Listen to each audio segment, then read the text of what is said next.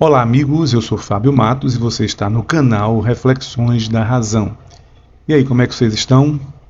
Estou gravando esse vídeo aqui na tarde do sábado, dia 22 de junho, curtindo aqui o meu feriadão. Vou passar 3 dias em casa, né? E como eu disse a vocês, né, eu vi não sei aonde que o bom da religião são os pecados e os feriados, é isso aí.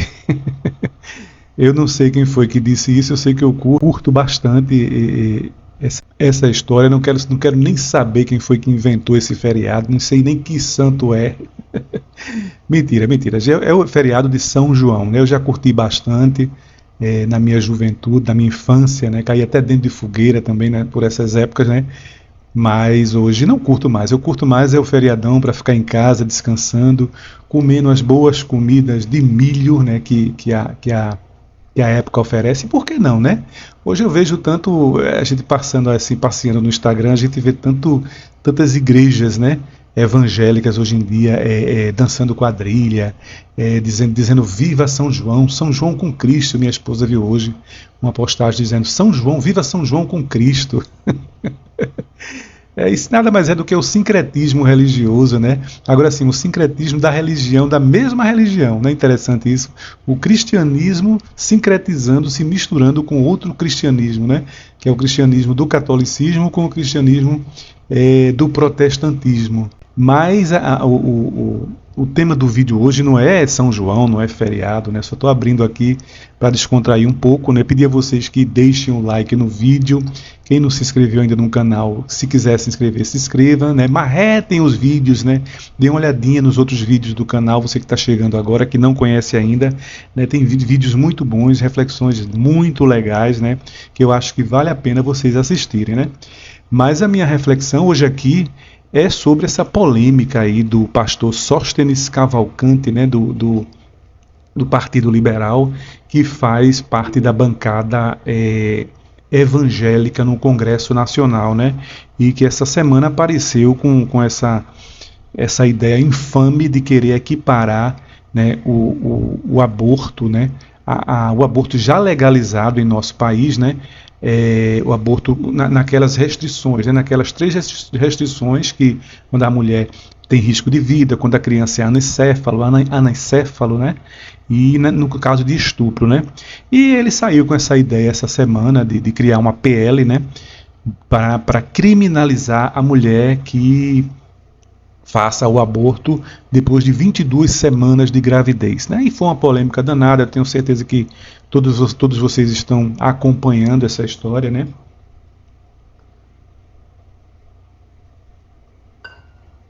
Eu confesso que fiquei muito chocado, né, com essa ideia, muita gente também. Foi interessante as pessoas irem para a rua, eu gostei muito dessa parte. Olha, lá 20 anos atrás, quando eu comecei a criticar, a fazer essa análise crítica de religião, a olhar com esse olhar crítico, né, eu via também nas pesquisas dos evangélicos crescendo, né, e isso me assustou, né, isso há 20 anos atrás eu vi que se um dia esse povo crescer, né, e tomar a política como eles estão tomando, né, é capaz deles implantarem aqui o Antigo Testamento, né, como se fosse regra, como se fosse a lei, como se fosse a Constituição, né, e é isso que muitos deles querem. Eles têm essa ideia, né, de que quem nunca ouviu aí, né, a história de que Bíblia antes a Constituição, né, a Bíblia antes a Constituição, a Bíblia deles é a Constituição. Não tem Constituição para eles. Então, isso é muito perigoso. Eu já via esses problemas já desde lá, de 20 anos atrás, quando eu comecei a criticar a religião, quando eu comecei a assistir vídeos, entender? Comecei a me entender de gente realmente, né? Fazendo minhas análises críticas. E eu via esse perigo acontecer e ele hoje está mais perto do que nunca. Muito mais perto da gente esse perigo, porque cada vez mais os evangélicos, os protestantes estão se infiltrando na política, né? Eles estão vendo o que é bom e viu que era bom aquela história, né? Esse pastor introduziu essa PL, né, para ser votada, para ver se passa, que eu acredito que não passe. Eu, como disse a vocês, eu adorei ver o povo indo para as ruas e abrindo os olhos, né? Porque senão daqui a pouco ninguém mais vai. Eles vão ditar as regras de acordo com com sua religião, né? Com seu livro sagrado, né? E eles vão ditar nossas regras de tudo, né? De como andar, de como se vestir, do que comer, né? Do que falar, né? E quem sabe até, eu já disse uma vez, eles podem até criar um chamado imposto eclesiástico, né? Eles obrigarem a gente através de lei, mesmo que você não tenha nenhuma religião, não faça parte de nenhuma denominação religiosa, você ser obrigado a deixar 10% de tudo que você ganha em alguma igreja. Não pense que isso é maluquice, não, que isso pode acontecer, viu? Há muitas pessoas que eu já falei, não, isso aí não vai chegar a isso. Não pensem não, porque se eles tiverem maioria dentro do Congresso, eles podem passar uma medida dessa fácil, né?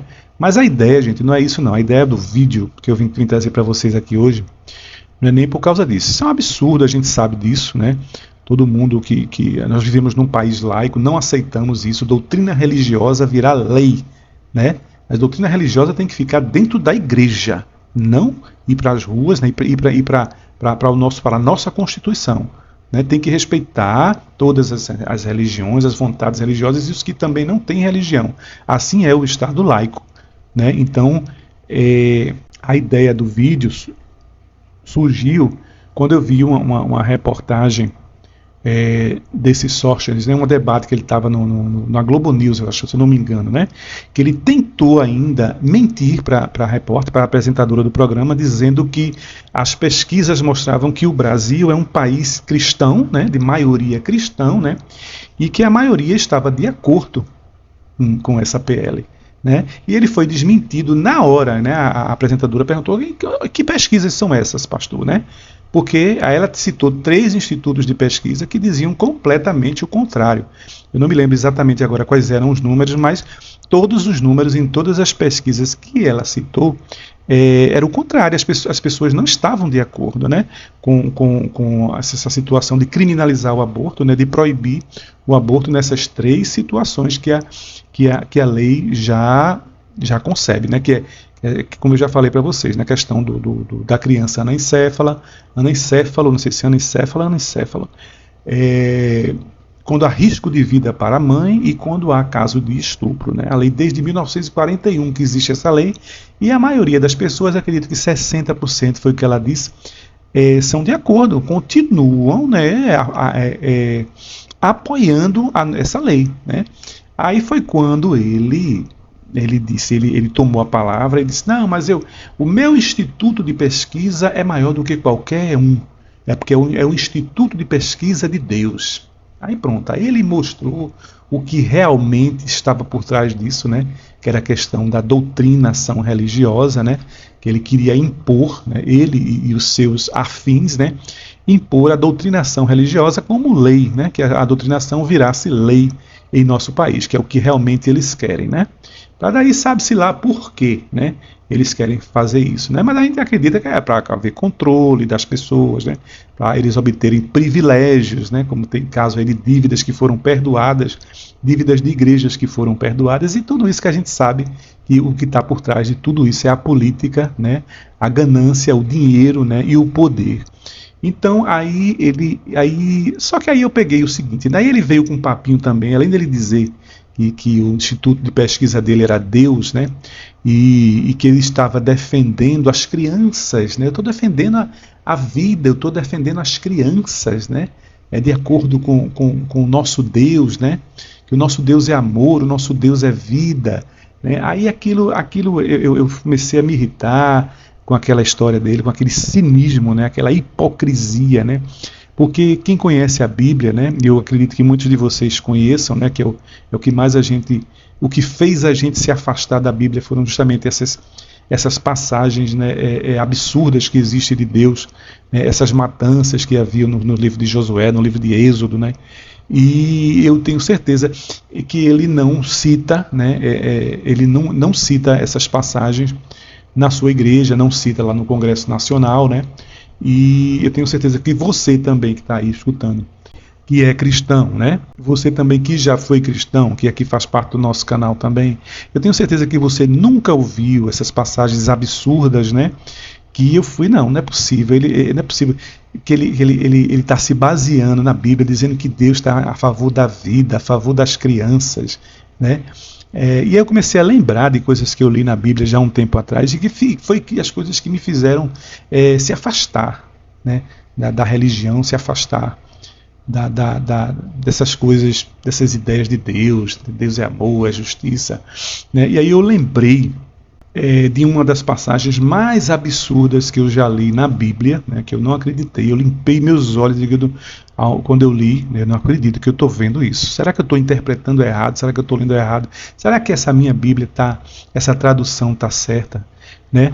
E aí eu digo, eu tenho certeza. Aí depois eu vendo que não, aí foi quando eu fui vendo que outras pessoas também já tinham visto essa passagem, ela é muito absurda. Aí eu disse, por que ele não lê né, essas passagens? Por que ele não leu essa passagem lá na entrevista da Globo News, né? Do Deus dele defendendo a vida, defendendo as crianças, né? Olha o que diz o livro de Oséias, no capítulo 13, no último versículo desse capítulo 16, o versículo 16, que diz assim: o povo de Samaria será castigado. Isso é Deus falando, veja bem. O povo de Samaria será castigado porque se revoltou contra seu Deus. Vejam bem. Os homens morrerão na guerra. As crianças serão despedaçadas. As crianças serão despedaçadas. É incrível isso, você vê isso no livro, no livro sagrado, né? Que isso é sagrado para eles. Isso Deus falando, né? E as barrigas das mulheres grávidas serão rasgadas. Deixa eu ler de novo, foi isso mesmo que você ouviu. E as barrigas das mulheres grávidas serão rasgadas. Eu li isso aqui há um tempo atrás, achei um absurdo, né? E achei mais um absurdo ainda o cinismo desse deputado, né? Que eu tenho certeza que ele conhece esse versículo bíblico aqui. Isso é Deus falando para o povo de Samaria. Aí o que acontece, né?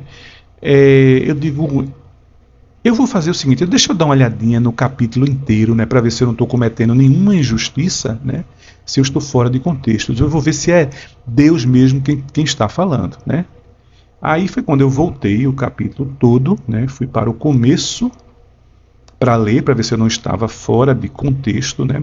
E realmente, né, o capítulo 13 de Oséias, ele fala da destruição de Israel, né? Começa assim: antigamente, quando a tribo de Efraim falava, outras tribos ficavam com medo, né? Todos respeitavam os eframitas, mas eles começaram a adorar o deus Baal e por isso vão morrer. Quer dizer, o problema todo, a treta toda aqui é que Deus não aceitava que o povo dele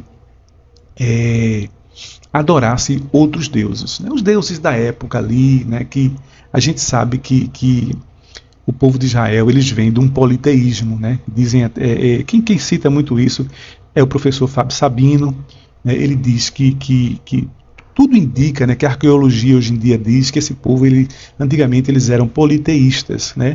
E a própria Bíblia dá sinais disso, né? A própria Bíblia cita, né, que o povo mais antigo mesmo de Israel, eles vêm do politeísmo, né? E esse deus Baal era um deus que fazia parte, né? O próprio Jeová também era outro, o El também era o principal deus, né? Então, o que acontece, né? Um grupo israelita começou a adorar esse deus Baal, né, que fazia parte do panteão em que Jeová, Javé, também faz parte, né? Então, vejam aqui, mas eu não queria muito me aprofundar nisso não, que eu não entendo bem dessa parte não, né? Isso eu deixo para o professor Fábio Sabino, né? Se vocês quiserem, procurem o canal dele, que ele explica isso direitinho. Mas a treta todinha é essa. Era porque o povo estava adorando outros deuses, né?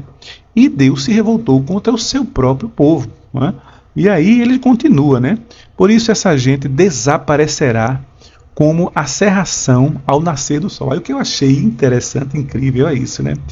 Que Deus aqui ele vai cometer um genocídio, né? Como eu já li já lá no último versículo, né? Deus vai cometer um genocídio, né? Vai matar crianças, mulheres grávidas, né?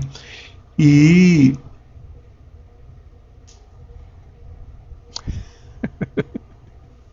ele começa aqui a poetizar a coisa. Vejam que coisa irônica e ao mesmo tempo psicopata. Eu diria, não tem outra palavra para descrever isso não, gente. Isso aqui é psicopatia.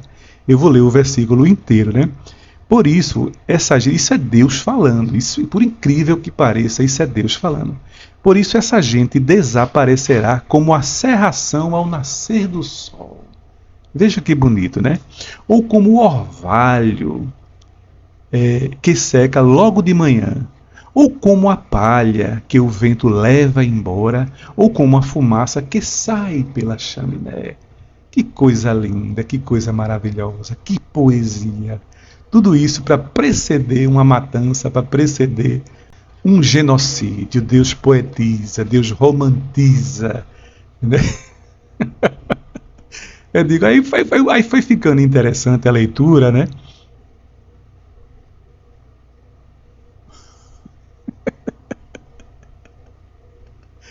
E eu digo, não, isso aqui já vale um vídeo inteiro, eu tenho que ler esse capítulo todinho de Oséias para o meu povo, para a galera ver, que interessante, né? E o Senhor Deus diz, aí ele continua, veja que é ele quem está falando aqui, né? Eu, o Senhor, sou o Deus de vocês, desde que os tirei do Egito. Eu sou o único Deus que vocês conhecem, o único Deus que os salvou. Veja aqui mais uma vez, né? Eu não entendo essa ideia de Deus se preocupar tanto, né, com que o povo adorasse outros deuses. Se ele diz que eu sou o único Deus, né? Poxa, ele não deveria se preocupar com isso. Ele deveria até rir dessa ideia de que estão adorando outros deuses, bezerros de ouro, né, fazendo estátuas e tudo mais. Mas na verdade essa adoração vem para mim, porque eu sou o único Deus desse universo todo, né? Então não teria problema nenhum. Mas aqui, o que é que a gente entende aqui? Aqui na verdade é o sacerdote, né? O sacerdote, né, que quem escreveu isso aqui ou mandou escrever isso aqui é quem estava se doendo e quem estava perdendo com essa ideia das pessoas adorarem outros deuses, porque adorando outros deuses, né, iriam levar os seus dízimos, as suas ofertas, né, que na época era feita com animais, com alimentos, né, eles iam levar para outros sacerdotes, né, para outros templos, está entendendo? E não iam levar para o dele. Então realmente aqui que quem estava com esse Deus Javé ia perder com isso. Não era Deus não ia perder nada em as pessoas estarem adorando outros deuses, né? Porque na verdade outros deuses não existem segundo a concepção deles, né? Então, e aí ele fala também da questão do Egito, quando eu tirei vocês do Egito, né? Que a gente sabe que isso aí nem a história nem a arqueologia confirma essa passagem do povo hebreu pelo Egito, mas isso aí é outra história, né? Aí ele diz assim, interessante: mas quando entraram na terra boa, na boa terra, vocês tiveram comida de sobra e ficaram satisfeitos. Então os corações de vocês se encheram de orgulho e vocês esqueceram de mim, né? Eu acho isso aqui interessante, né? Ele culpa aqui o orgulho das pessoas, né? Como é que eu acho interessante essa passagem de que o povo viu quando eles teoricamente saíram do Egito, né? O povo viu o mar se abrir, né? Moisés abriu o mar, né? Pediu a Deus para abrir o mar e eles passaram para fugir da fúria do faraó, né? Como é que esse povo depois, com tão pouco tempo, esse povo está adorando outro Deus, né? Ou a coisa não foi bem assim que aconteceu, não houve mar nenhum que abriu. Eu acho muito estranho essa história, né? Ou a história não é bem essa, não. A história não é bem assim como é contada aqui. Dá para desconfiar, né? Portanto, vou atacá-los como um leão, ficarei de tocaia como um leopardo. Veja só que coisa maravilhosa, isso vindo de um Deus justo e amoroso, né? Como uma ursa de quem roubaram os filhotes, eu sairei contra vocês e quebrarei as suas costelas. Como um leão, eu os devorarei ali mesmo, como uma fera. Eu os despedaçarei, mas gosta de despedaçar, né? Deus gosta de despedaçar mesmo as pessoas, né? Povo de Israel, eu vou acabar com vocês. Quem poderá salvá-los? O Chapolin Colorado poderá salvá-los. Tá vendo aí, né, essa história? Quem poderá salvá-los? Se não existe outro Deus, né? Qual o temor dele, né? Se ele mesmo sabe que ninguém poderia salvá-lo, né? Aqui, né? Se só existe ele, né? Então ele teria que estar preocupado com nada disso, não. Outra coisa interessante que ele diz assim é o versículo 12, que ele diz: os pecados de Israel foram anotados. Isso é Deus falando, gente, que ele anotou os pecados de Israel para não esquecer, né? A gente anota para não esquecer, né? Mas existem outras passagens que Deus esquece, né? Que eu já citei em outros vídeos para vocês, mas é interessante aqui. Os pecados de Israel foram anotados.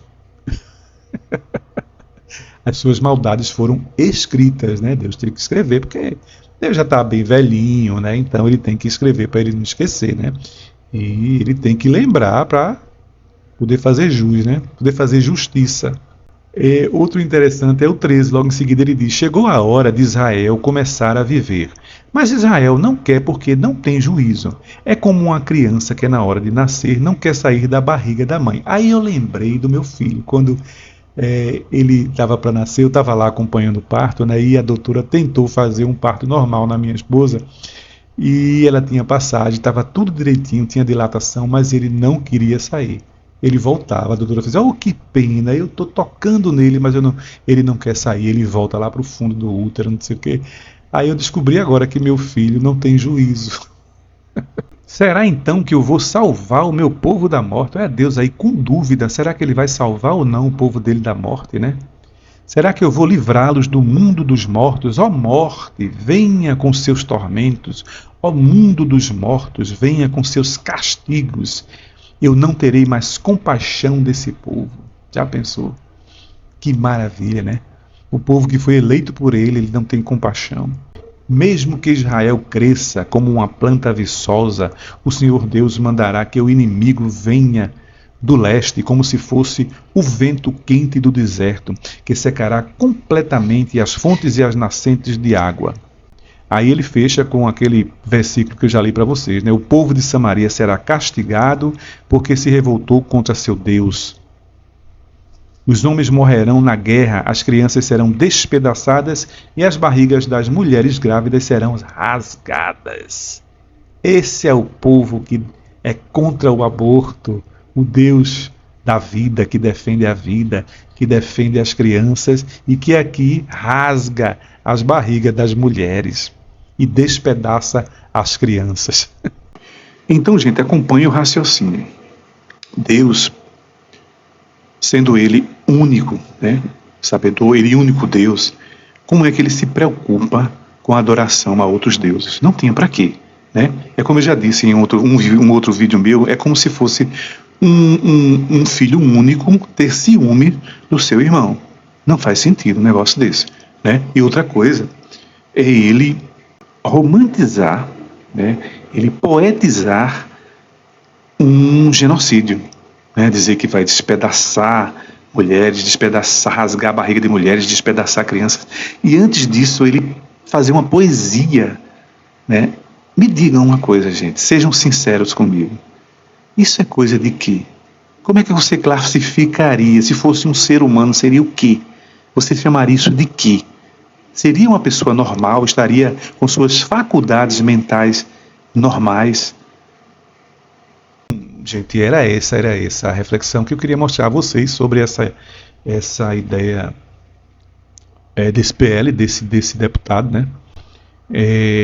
Desculpem se o vídeo ficou longo, porque quando eu comecei lendo, como eu disse a vocês, né, eu quis ler para ver se eu não estava fora de contexto, né, se realmente aquelas palavras vinham de Deus, né? E eu queria mostrar para vocês aí, né, que esses versículos, essas coisas, né, eles não mostram nas igrejas, né, nos seus nas suas escolas dominicais, né? Eu acredito que muitos de vocês que já passaram por igrejas evangélicas nunca viram isso ser lido, esses versículos serem lidos nos cultos e nas escolas dominicais. Eu tenho certeza que vocês nunca viram isso, né? E esse pastor, com essa cara cínica dele, vem falar que Deus está defendendo vida, está defendendo as crianças, né? Com todos esses absurdos que existem, fazendo parte do livro sagrado deles, né? Você veja como eles são cínicos, né? Como ele tentou mentir para a apresentadora da Globo News, né? Primeiro querendo mostrar uma pesquisa que não existia, né? E ele foi desmentido, né? É por isso que eu digo que religião é feito de mentiras e meias verdades, só isso. Eu não sei qual dos dois é o maior, se são as mentiras ou as meias-verdades. Mas é só isso de que a religião ela é feita, de mentiras e meias-verdades. Então, amanhã eu pretendo fazer um outro vídeo, né, mostrando um outro versículo bíblico, né, se tudo der certo. Mais uma, eu fui mostrar só um pedaço e daí surgiram mais reflexões e eu vou ter que ler o versículo para vocês inteiro. Já vou pedindo desculpas logo de agora, viu, gente? Agradeço aí a atenção de todos. Desejo a todos um bom final de semana e até o próximo vídeo.